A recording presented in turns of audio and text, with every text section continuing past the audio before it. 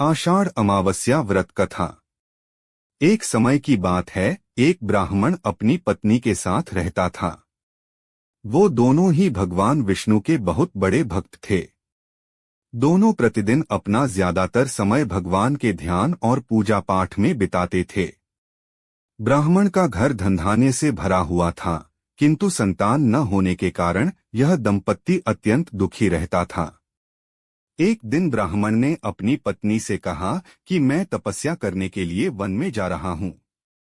इसके बाद वह भगवान पर भरोसा और संतान की कामना लेकर वन में तपस्या करने के लिए चला गया। ब्राह्मण को कठोर तपस्या करते हुए कई वर्ष बीत गए, लेकिन उसे फल की प्राप्ति नहीं हुई। अंत में हार मानकर ब्राह्मण ने अपने जीवन को समाप्त करने का निर्णय लिया। अपने जीवन समाप्त करने के बारे में सोचकर उसने पेड़ की डाली पर फांसी का फंदा डाल दिया और अपने गले पर बांधने लगा। तभी वहां पर सुख अमावस्या प्रकट होकर बोली, हे ब्राह्मण, तुम्हारे भाग्य में 7 जन्म तक कोई संतान नहीं लिखी है, किंतु मैं तुम्हें 2 कन्या का वरदान देती हूँ। तुम अपनी एक कन्या का नाम अमावस्या रखना और दूसरी का नाम पूनम रख देना। तुम अपनी स्त्री से कहना कि वह 1 वर्ष तक सुख अमावस्या का व्रत रखे और अमावस्या के दिन 1 कटोरी चावल भरकर उस पर दक्षिणा रखकर दान कर दे।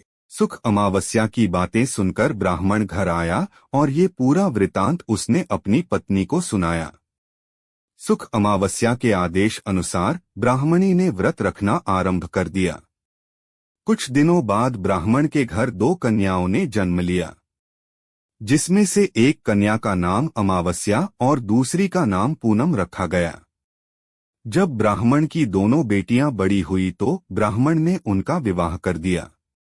बड़ी बहन अमावस्या धार्मिक प्रवृत्ति की थी।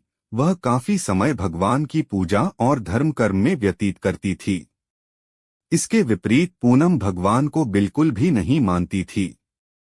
बड़ी बहन अमावस्या के घर में सुख समृद्धि का भंडार था, पर छोटी बहन के घर में दरिद्रता छाई थी। जब बड़ी बहन अमावस्या को अपनी छोटी बहन पूनम के बारे में पता चला कि वो बहुत दुखी है, तब अमावस्या अपनी बहन के लिए ढेर सारा सामान लेकर उससे मिलने गई। छोटी बहन के घर पहुंचकर अमावस्या ने उसे 1 वर्ष तक सुख अमावस्या का व्रत करने की सलाह दी। साथ ही अमावस्या ने व्रत को विधि पूर्वक करने के बारे में पूनम को बताते हुए ये भी कहा कि तुम 1 वर्ष तक सुख अमावस्या का व्रत करना और 1 कटोरे में चावल भरकर उसे दान कर देना। ऐसा करने से तुम्हारे सभी कष्ट दूर हो जाएंगे और घर में सुख समृद्धि आएगी। पूनम ने अपनी बहन की बात को मानते हुए बिल्कुल ऐसा ही किया, जिसके बाद 1 साल के भीतर पूनम का घर धनधान्य से भर गया और उसके घर एक बेटे ने जन्म